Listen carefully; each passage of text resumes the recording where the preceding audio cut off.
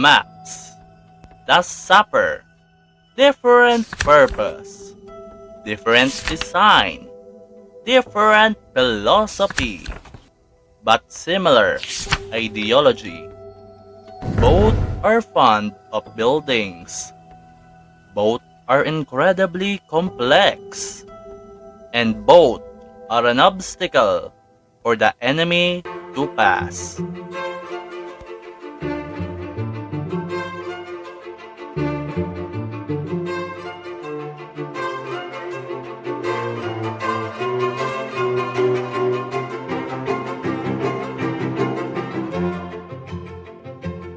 To find the best sapper spot, we need map knowledge.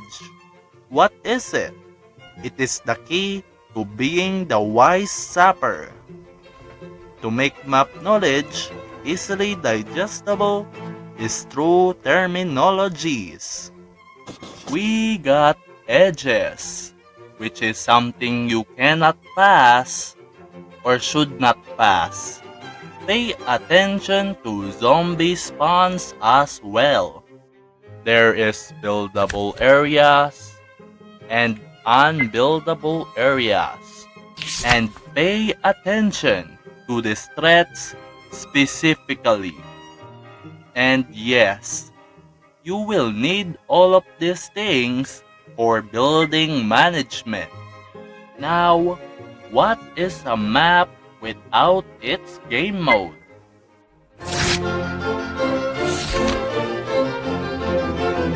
In Endless, map knowledge is more about survival. Finding the best spot for your team to survive. Also known as a camp.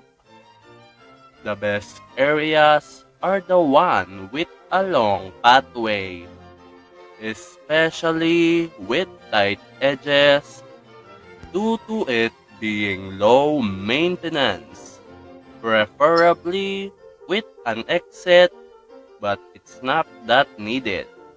However, it will be useful if things gone south.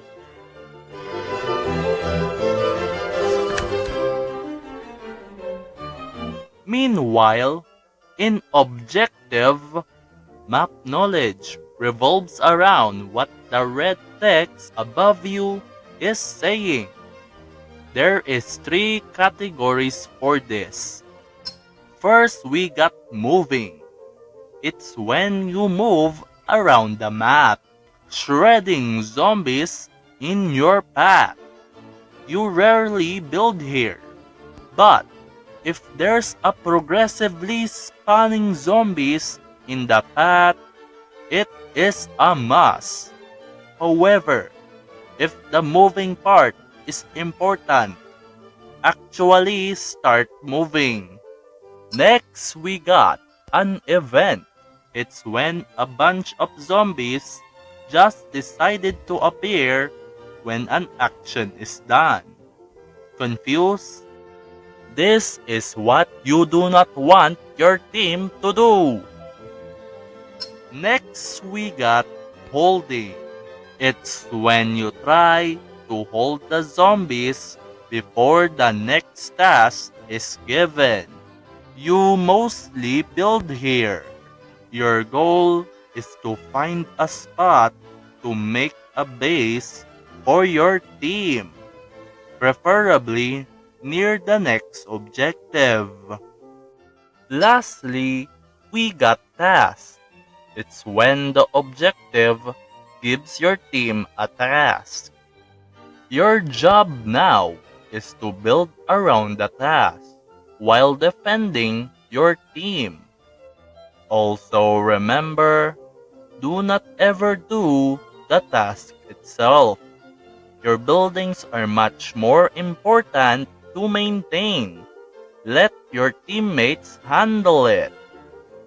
Anyway, take note that zombie spawns will sometimes change once an objective is done. This is useful for future building breakdowns. Now, do note that all the categories can converge with each other.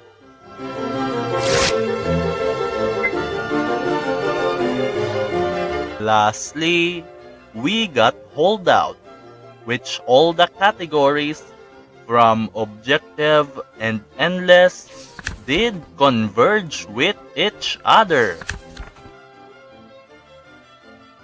With map knowledge, there is building management. This is where you actually start playing the sapper. So, let us discuss the buildings briefly.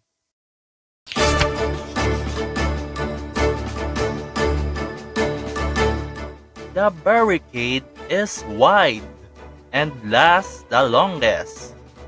This should be your primary building when you are laying a proper defense on a long task or hold, especially if you have a lot of preparation time before someone activated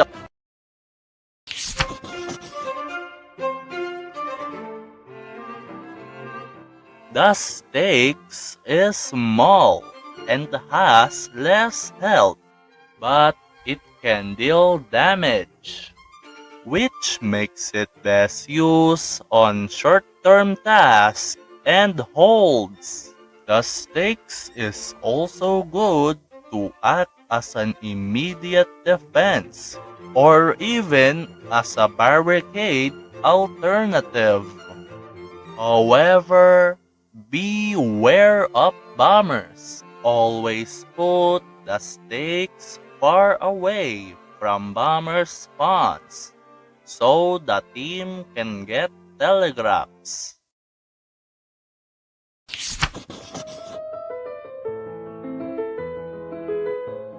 The Caltrops has lower health, but they can be built the fastest. They might not block the path, but they can be used as an emergency defense when your main building falls, or they can slow down zombies. It's also good when your team is on the move. Also, for some reason, some areas do not like caltrops much, so pay attention. That's all the starter buildings so far. But anyway, when building buildings, you have to build something, then maintain it by simply repairing it. But that's not the only way you can play with your buildings. There is multiple, and knowing how to do them would help you play the sapper more effectively.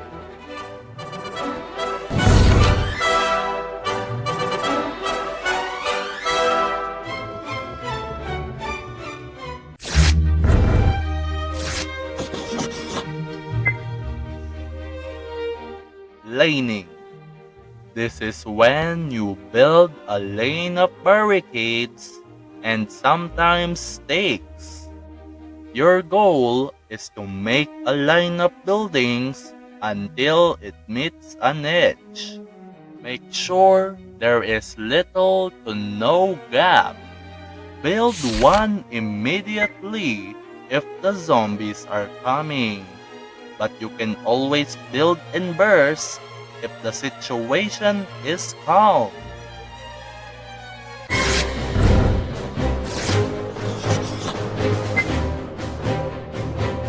Backup lanes are good for long-term defenses. Make sure you space them out just in case of bombers and igniters, or else they will fall together. If you are the only sapper, instead of making a full lane, it's generally better to just have many backup lanes. A lane might be powerful, but one single bomber can take it down. Just make sure the gaps are small to decrease the chances of bombers passing. This tactic is not necessary if the area is just too wide to make a small gap.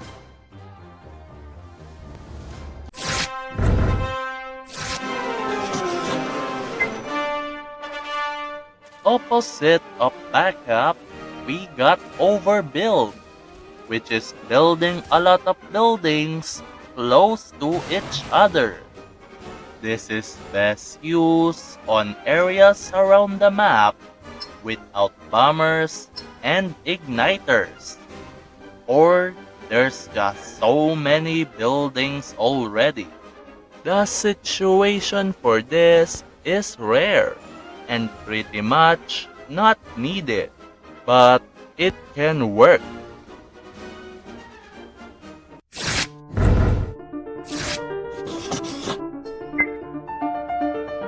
Baits are one singular wall. The goal of baits is to either conserve building limit or to extend your team from your main lane. Baits can be utilized by good players to cover themselves from zombies like runners. It is mostly stakes, but barricades can do the job as well. It is mostly good against bombers, cavalry, and maybe even the runners when it's the stake.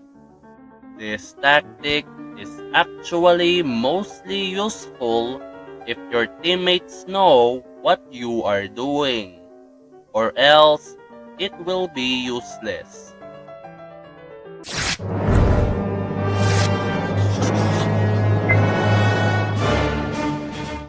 Control is when you cover all the spots the zombies can go through. Each spawn should have a sapper defending it. However, sapper cover should be balanced around how many zombies that spawn. For example, if there are 3 zombie spawns, then each sapper should cover a spawn.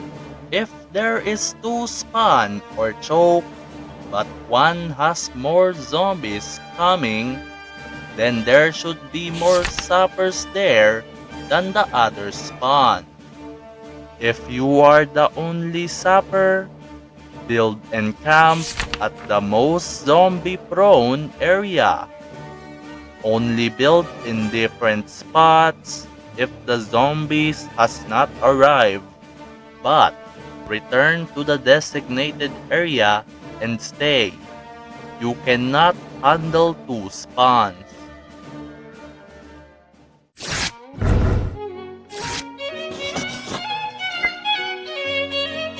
Temporary walls. They are like normal lanes but are used on spots where the team are on the move. This is for when there are zombies following or your team hit a brick wall. Your goal is to try to stall the zombies as much as possible until they progress.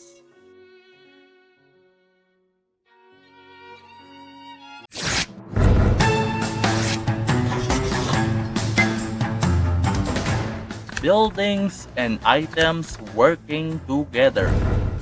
Item synergy biggest example is the hammer, for obvious reason. But if the zombies are piling up, use your melee, or stunning, or clearing zombies, or maybe even both. The maximum shambler or runner that you can out-repair with one barricade is 3 to 4, while 1 to 2 in hardcore. If there's a zapper, take them out immediately. Now, always remember that every melee is unique, and the utilities are as important as them. Having knowledge of the items of your choosing will greatly impact your building maintenance, depending on how you use said items.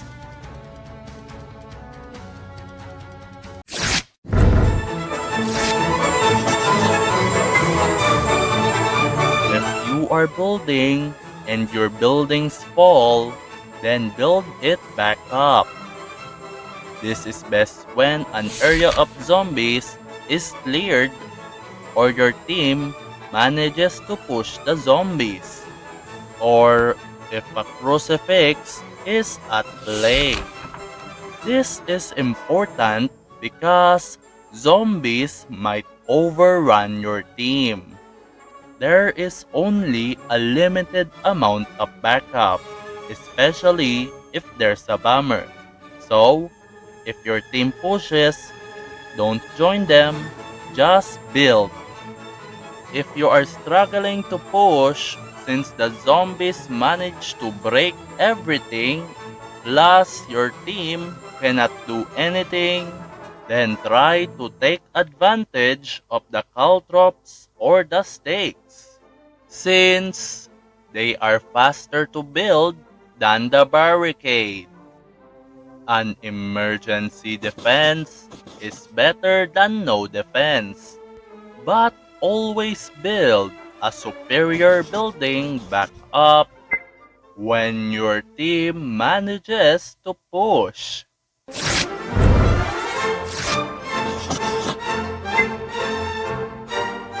Speaking of emergency, no defense or on the move, and you see a zombie, caltrop them. This tactic does not only apply in pushing.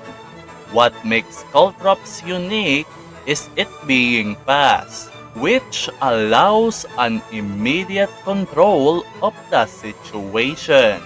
Stakes can work here too, especially if you need an immediate defense.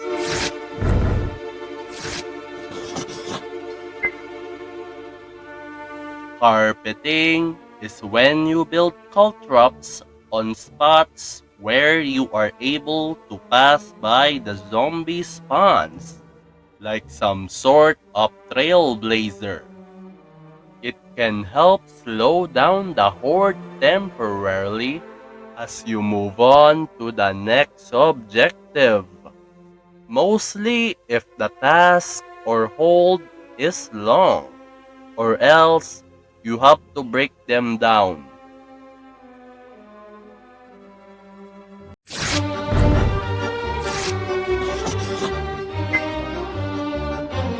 Breaking down buildings is important since you can only build 10 buildings. This only matters in objective. Always remember to memorize spots where to break them down. This is mostly common when a task or hold is done. Meanwhile, in holdout and endless, you rarely do this unless you wanna adjust the buildings.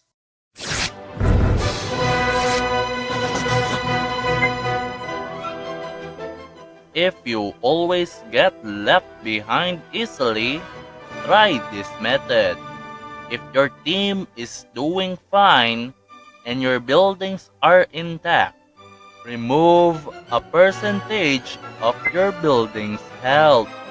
This will be helpful so you can leave immediately, or if something did go wrong, you can repair them fast.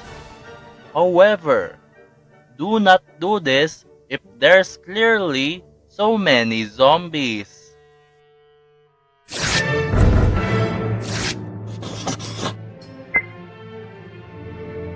Sometimes, buildings are best to be left behind.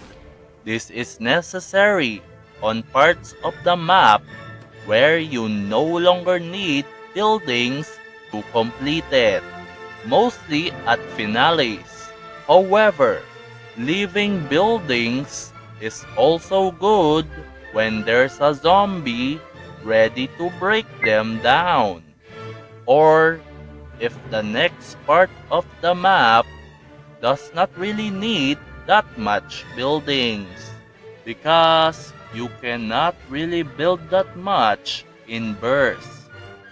In fact, immediately building on the next part is much more important. However, always count the buildings you need for the next destination. Those are all the building management that I can think of. While watching this far, you might probably think that this is such a useless video. I can just look at what my teammates doing and copy what they do, which is a fair point, but it will be useful if new maps exist in the future. After all, those sappers will not exist without the first sapper who built on that spot. This info is not only a guide, but to also honor those unnamed sappers who tried and failed to find the best spot. Also, I am just really hyper fixated to doing this. Like, I even gave them their own little icons. Look at them. It's cute. But anyway, that's it. Yeah, that's it. Endings aren't really my specialty.